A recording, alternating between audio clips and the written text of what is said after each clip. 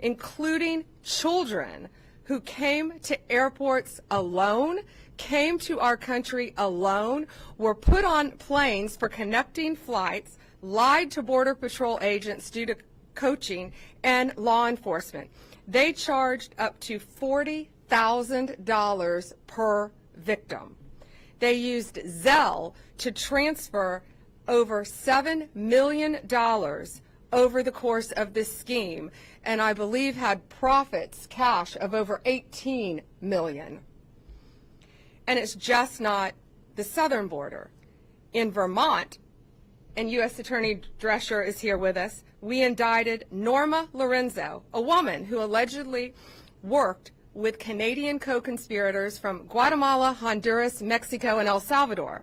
Children were transferred to private residences, other airports, and in 2023, according to CBP, parts of Vermont and New York started seeing unprecedented traffic from illegal aliens. Law enforcement officers operating in these areas encountered aliens from 97 different countries, including China, Pakistan, Iraq, Iran, Afghanistan, North Korea, and Yemen. In the Southern District this week of Texas, and Nick Ganji's here, we secured the extradition of 3 men from Guatemala who have been charged in connection with a mass casualty alien smuggling event. This tragic event occurred in 2021 in Chiapas, Mexico. A semi-truck containing at least 160 illegal aliens crashed, resulting in the deaths of more than 50 people. The cost of human smuggling is huge. So many families are dying, so many people are dying. These smugglers used a variety of vehicles, including microbuses, tractor trailers, and cattle trucks to smuggle multiple Guatemalan aliens, including many unaccompanied minors, into this country. In the Western District of Texas, where Justin Simmons is our U.S. Attorney, we just this week charged 4 defendants with their role in a deplorable scheme smuggling unaccompanied children into the United States from Mexico. These monsters behind the operation drugged unaccompanied children coming into our country, giving them THC so they would be asleep when passing through customs. One of the children was overdosed so badly that the child had to go to the hospital.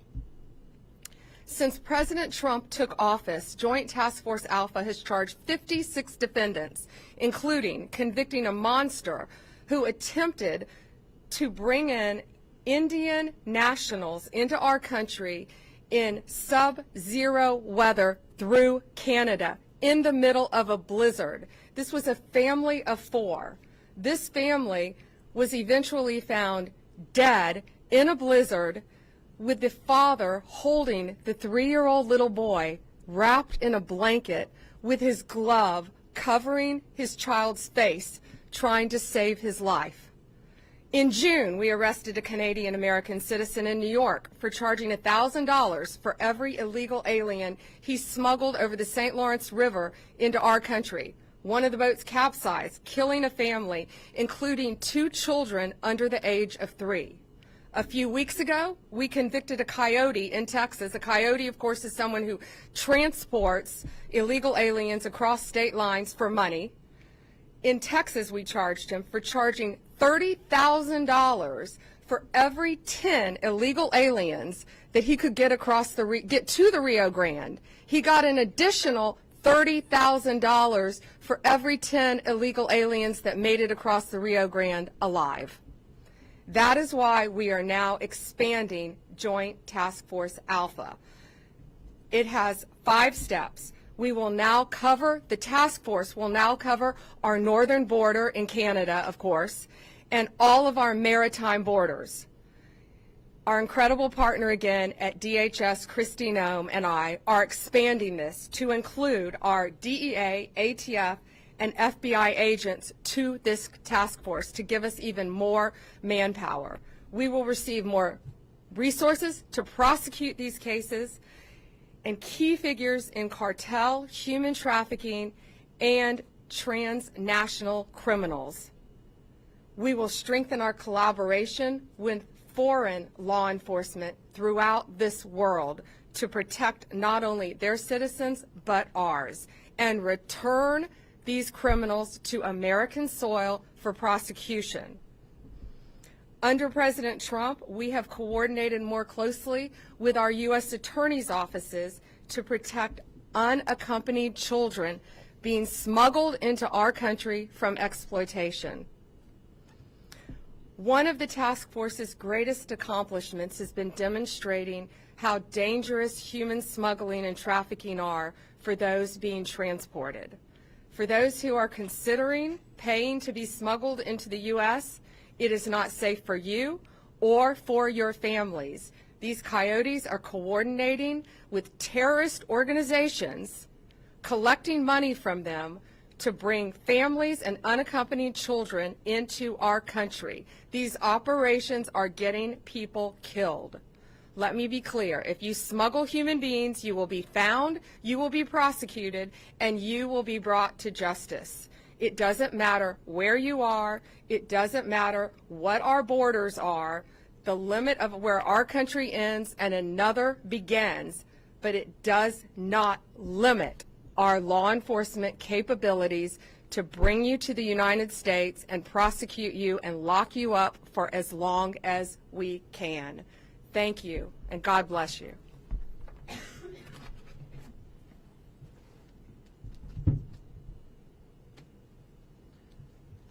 Thank you, General Bondi. I'm sure you, ladies and gentlemen, can see the commitment of the Attorney General to this endeavor. We just want to take a few minutes more of your time and give you a little bit more detailed flavor of the cases that we have before you and the nature and extent of the horrific crimes that are taking place that General Bondi just outlined. After we finish these very brief comments, it will be open for questions at that point. And just bear with us, and we'll be there very soon. The first case that we're talking about is the case here in Tampa that General Bondi was talking about, United States versus Cabrera, which is 12 defendants, an international alien smuggling ring, and they also engaged in asylum fraud. And why did they do it? They did it for money and money alone.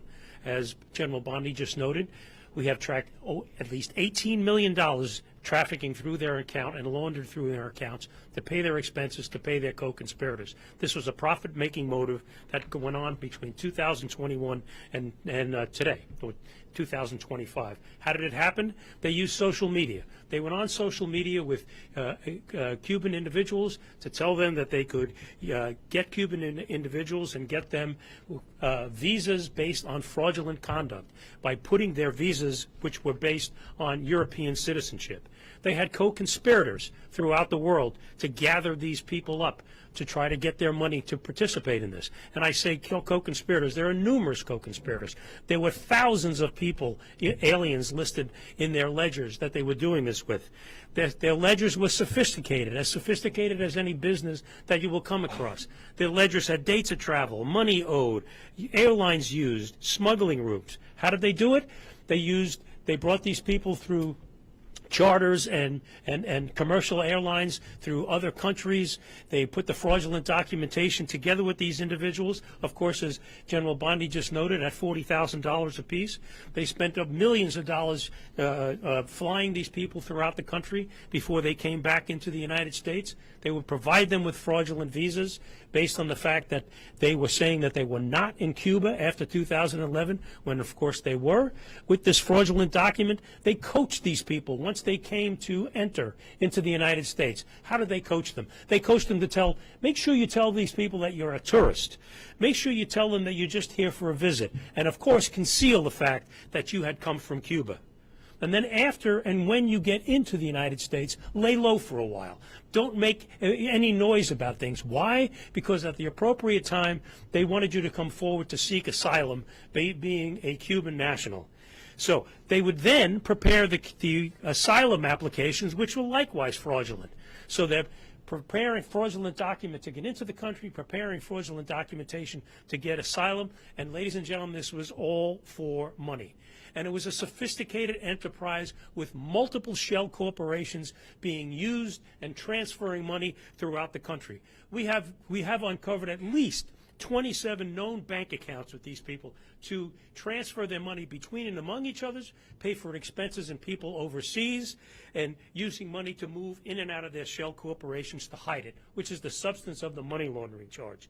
Suffice it to say, the bottom line of this is that it was a business, a criminal business that was set up for one reason and one reason only: to make money on the backs of these people and at the expense of the American people by defrauding them. And in doing so, they passed at least $18 million through their bank accounts. That's a brief overview of the Tampa case. Obviously, it is now open for review because it's no longer sealed. And I will if I can, I want to turn this over to my friend from the Southern District of Texas, Nick Ganji, who will give you an idea of the case that he is going to present from his district. Nick?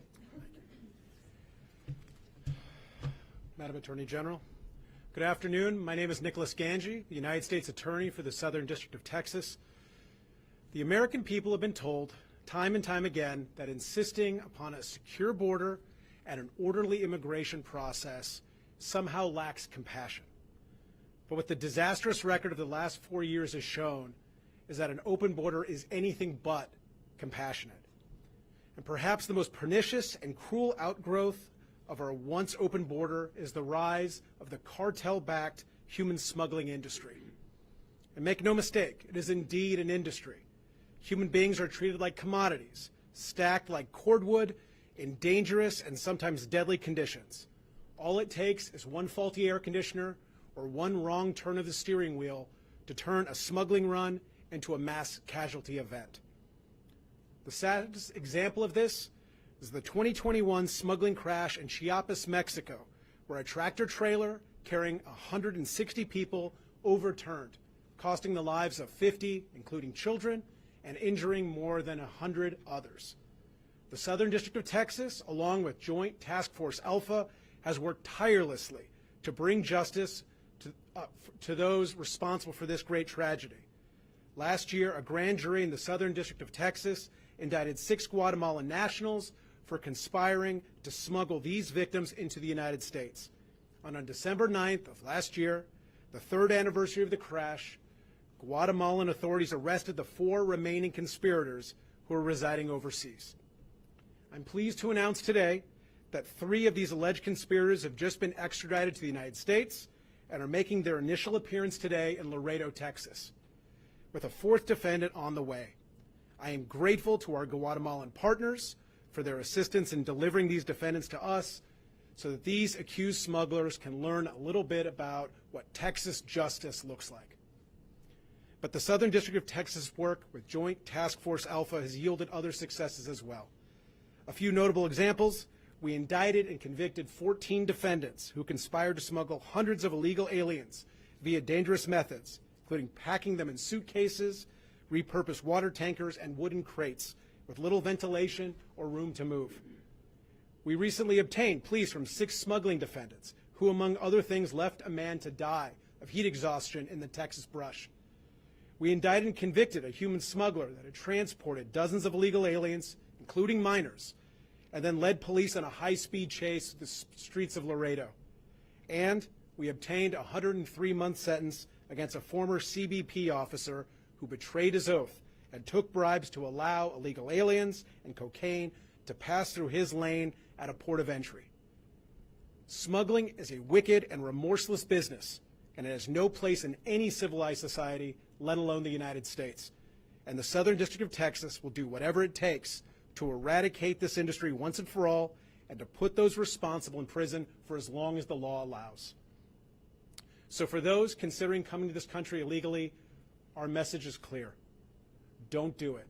Don't put your life or safety or those of your loved ones into the hands of the cartel. They do not care if you or your children have access to food, water, or even air to breathe. They do not care if you live or die. And our message to these smugglers is equally clear. You can run, but you can't hide.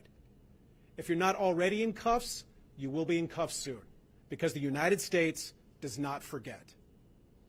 And with that, I'm going to turn it over to United States Attorney for the Western District of Texas, Justin Simmons.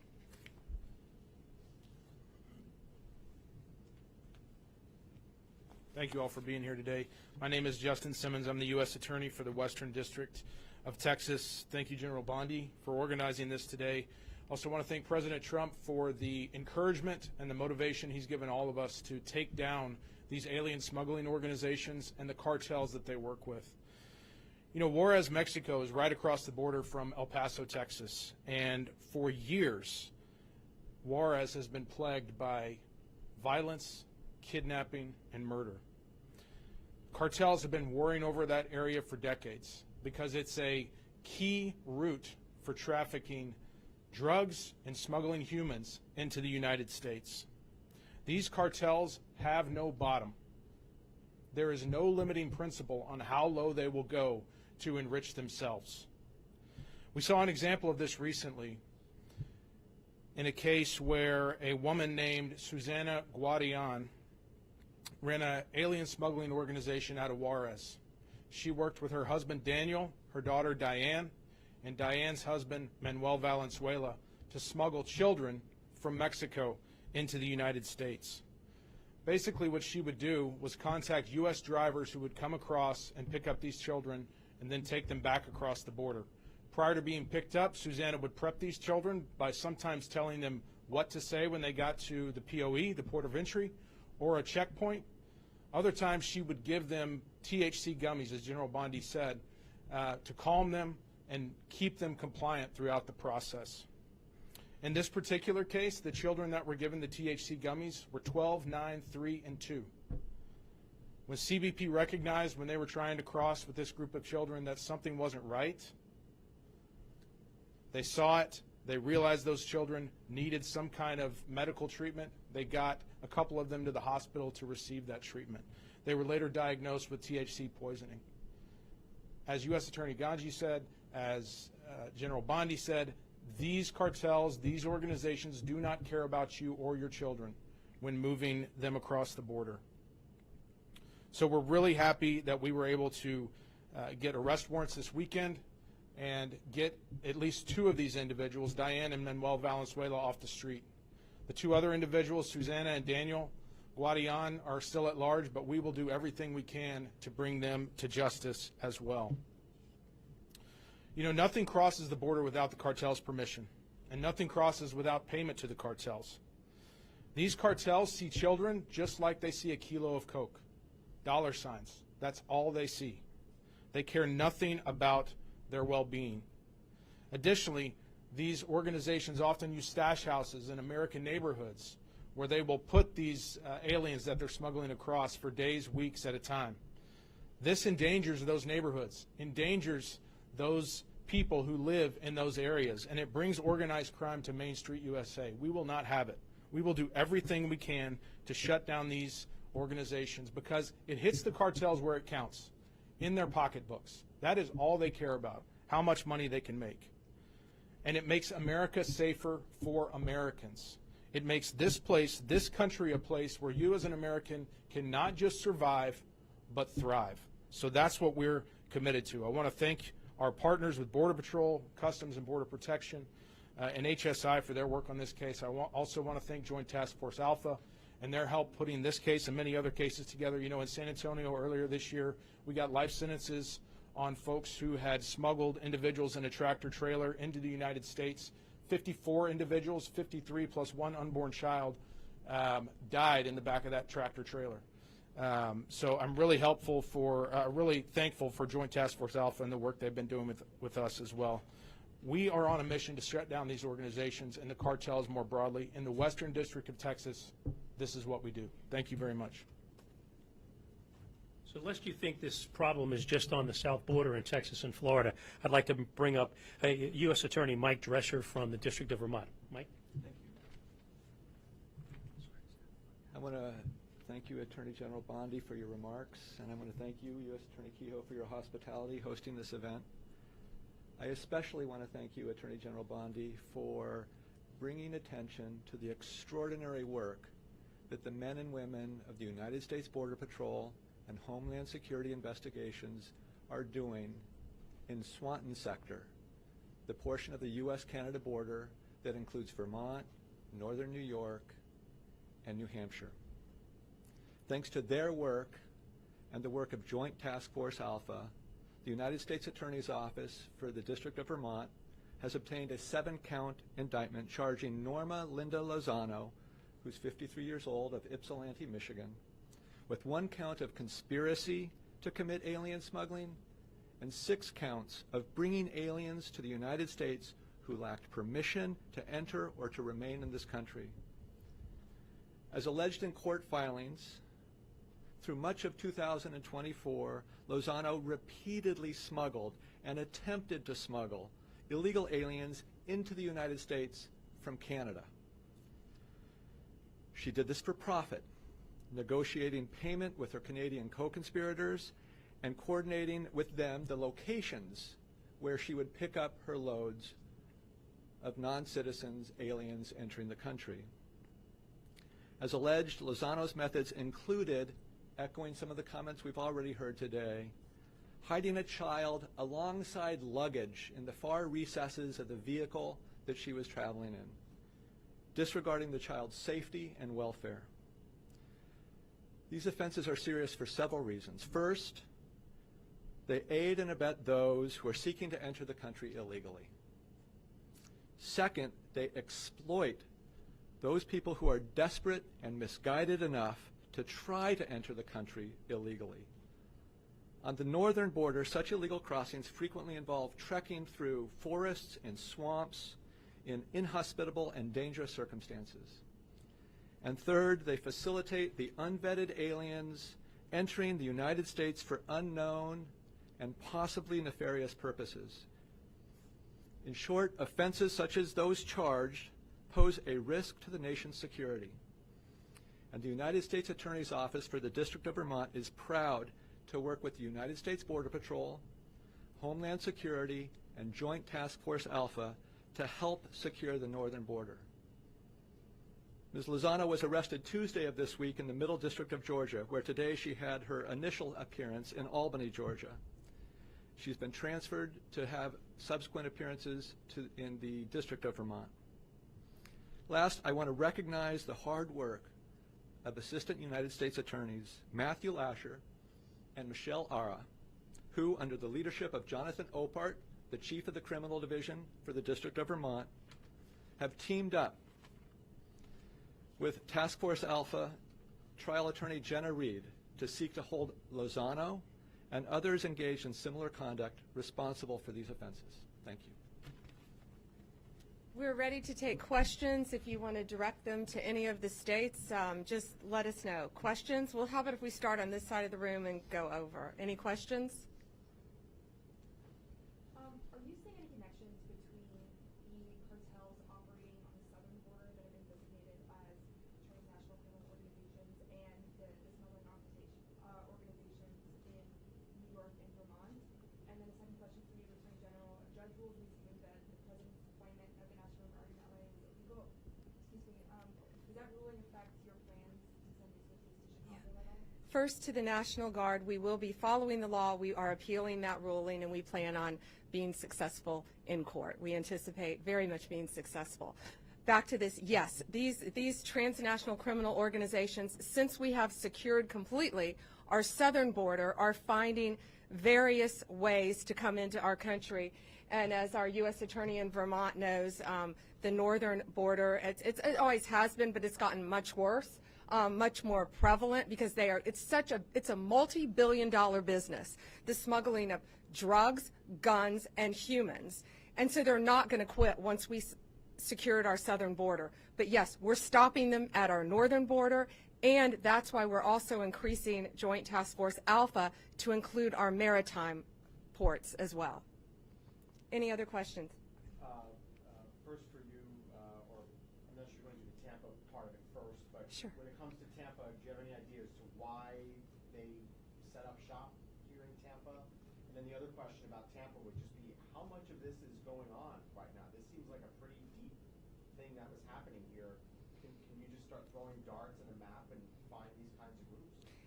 Can I start in on that first? Because I know you're a Tampa reporter, and that's why I think it was so important to have it here, because people are expecting this in Texas and big cities, and Tampa is a big city, but it is everywhere. It touches, I think, every city in our country. And traveling around this country, it's everywhere. It's everywhere you go, because our borders were wide open, and guns, drugs, gangs were coming in, terrorist organizations, into every city in our country. We arrested very recently, 20 minutes outside of our nation's capital, one of the top MS-13 members in the entire country.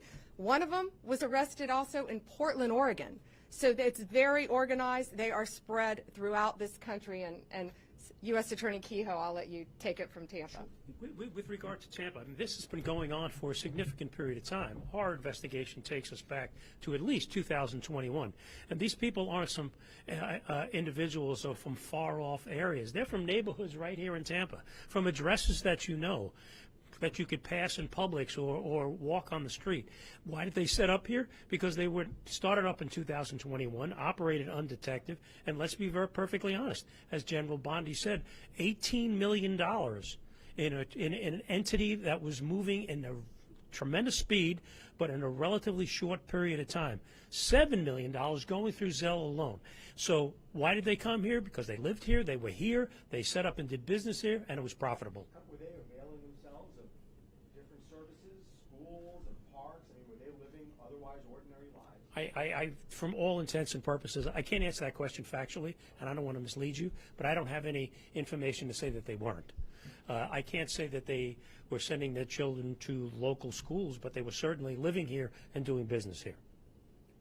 Attorney General, if I can just ask you, now that you're seeing this from the inside, you obviously spent time in state government doing law enforcement. Now that you're seeing it from the federal level, how would you characterize what you've become aware of in terms of how much this is going on around the country? I mean, it seems like these cases are just a few of what you could highlight. And these were not coordinated arrests or extraditions. These are 4 that all happened in a week. And because the majority involved unaccompanied children in human smuggling, we wanted to highlight those and why we're expanding our task force.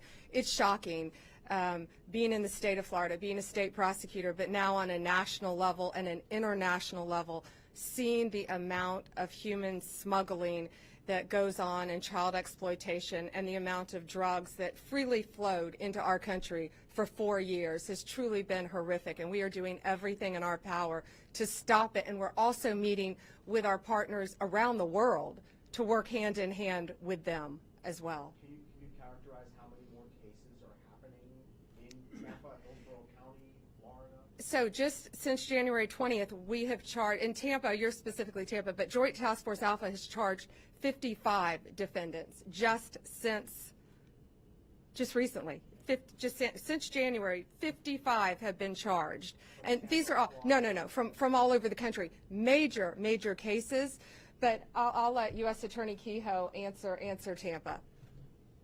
It's everywhere. Yes, I mean, to take what the general says, this is everywhere. This is just not a part-time thing. Why? Because it's a profitable thing. You know, other cases under investigation here in Tampa. Yes. Numerous cases, yes. I can't get into the details of those, but this is not the last case of this fashion that we're going to do. Border Patrol and HSI are out there day after day, week after week, conducting investigations. So will there be more such cases being indicted along the way? Their answer is yes. I don't want to speak for my colleagues, but I assume that they would echo my response in that regard. Take one more. Go ahead. Good afternoon to you all. So for the cartels that are successful in smuggling children over, what are they doing with them once they're successful in that? The children? Yeah. They're either being trafficked. We've seen multiple cases of children being trafficked who have come across our borders, come into our country, and they're being put on planes by themselves. When I was at the border in September, I went to the border in September in Yuma, Arizona, and they had a term, and it was called a recycled child. And these Border Patrol agents were seeing a little boy coming across our border multiple times. They saw him coming in as part of a family unit, which is often how they use children to get horrible criminals into our country, posing as a family unit. But these kids are coming from all over the place, and we don't know, many of them, where their parents were. That's why we're struggling to find that out, to prosecute all of them. But it was a recycled child, and these very vigilant Border Patrol agents recognized a little boy coming across. This was last September. And they couldn't figure out how he was going back and forth so easily. Well, our borders were wide open. And if you dropped your IDs, I saw IDs that were just piled up from every country you can imagine. If you dropped your passport, if you dropped your ID, one, they had a military member from China, dropped his ID. You could walk right into this country and say you were from anywhere you wanted to. And that's what we have stopped, and that's what we're going to prosecute. So they're using these children, many of them, to exploit them to help other gangs, cartels throughout this country. Some of these cases, when we're arresting these cartel members, they have children with them who are not related to them in their homes. Thank you. Thank you all for being here, and thank you for taking such close attention and realization to what's happening throughout our country affecting children. Have a great day.